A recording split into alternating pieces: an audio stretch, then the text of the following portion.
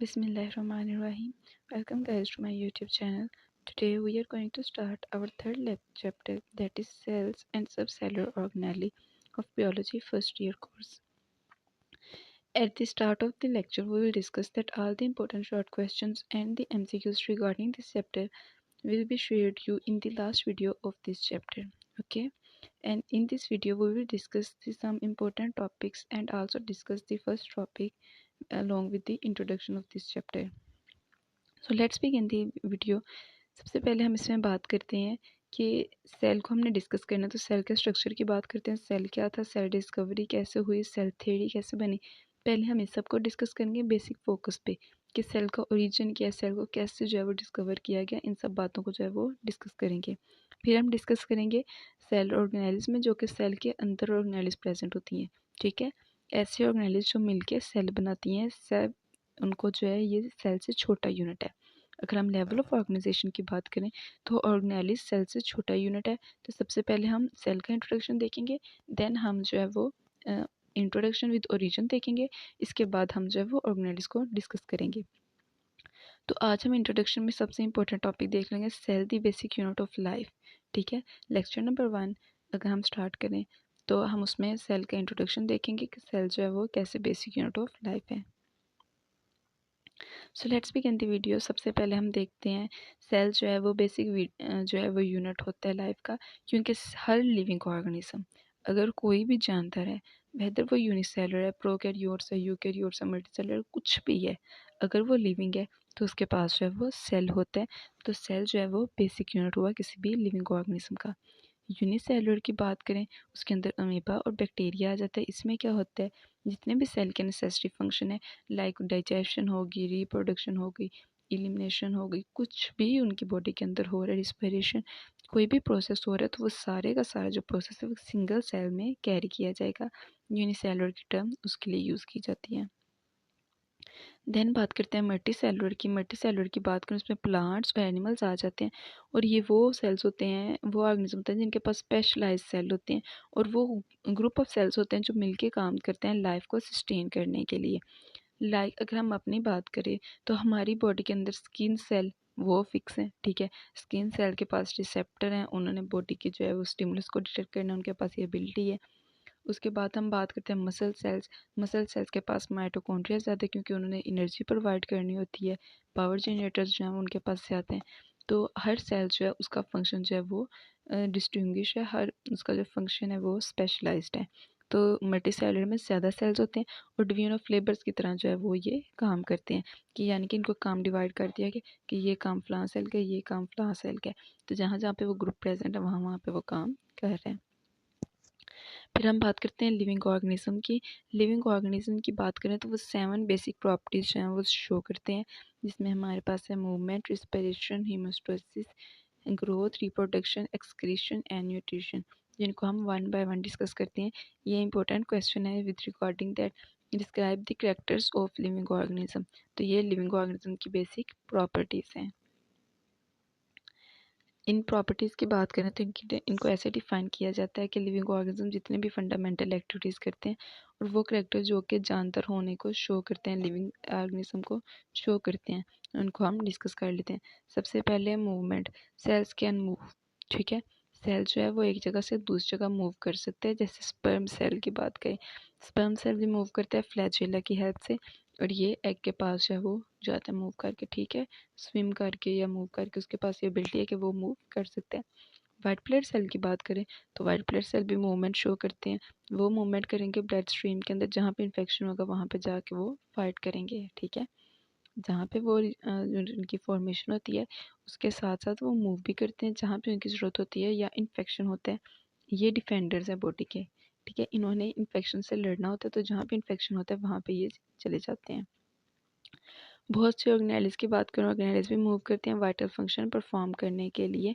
ठीक है, जो सेल के अंदर ऑर्गेनेल्स होती हैं वो भी मूव करती हैं। सेकंड कैरेक्टर की बात करते हैं न्यूट्रिशन।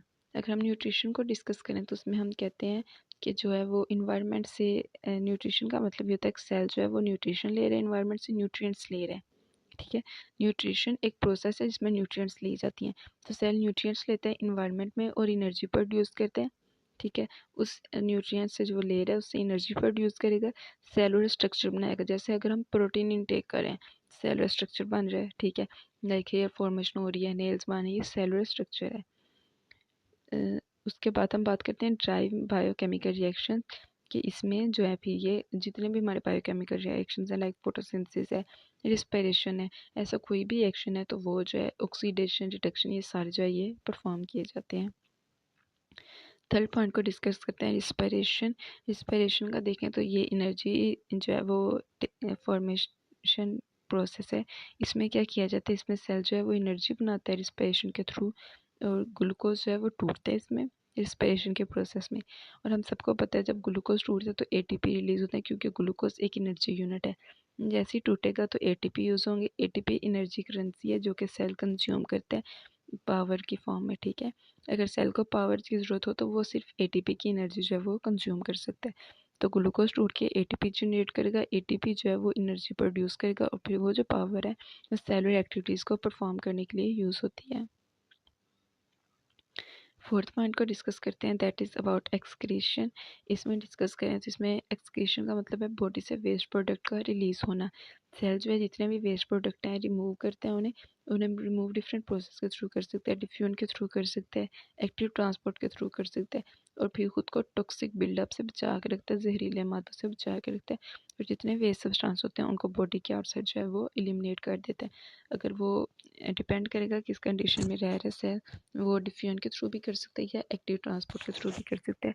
डिफ्यूजन की बात करें, इसका मतलब ये हायर कंसनट्रेशन से लो की तरफ, यानी कि अगर सेल के अंदर से ज़्यादा और बाहर कम है तो इन्वायरमेंट में डिफ्यूज़ कर देगा, एलिमिनेट कर देगा सारे सारे वेस्ट प्रोडक्ट को।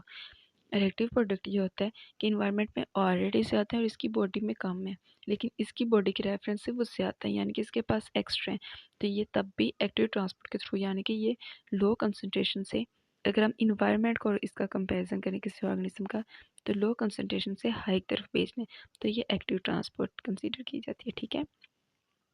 फिर बात करते हैं हीमोस्टेसिस की। होम्योस्टेसिस की बात करें तो इसका मतलब ये होता है कि इंटरनल कंडीशंस या इंटरनल इन्वायरमेंट को स्टेबल रखना। तो ये डिफरेंट सब्सटेंसेस के थ्रू की जाती है, डिफरेंट मैकेनिज्म्स के थ्रू की जाती है होम्योस्टेसिस।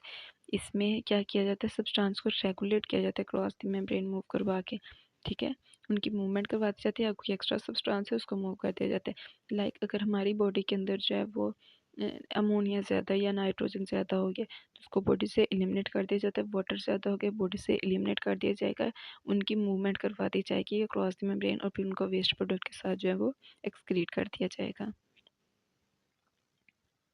फिर हम बात करते हैं ग्रोथ की, कि सेल जो है लिविंग ऑर्गेनिज्म का एक और कैरेक्टर के वो ग्रो करते हैं, ठीक है, वो न्यूट्रिएंट्स लेते हैं और उनको सेलुलर कंपोनेंट्स में जो है वो चेंज करते हैं और फिर वो ग्रो करते हैं, जैसे साइज इंक्रीज होना, ठीक है, बॉडी के वेट में इजाफा होना या हाइट में इजाफा होने के साथ साथ जो है वो ग्रोथ भी ज़्यादा होना, ये सब जो है ये ग्रोथ को शो करते हैं।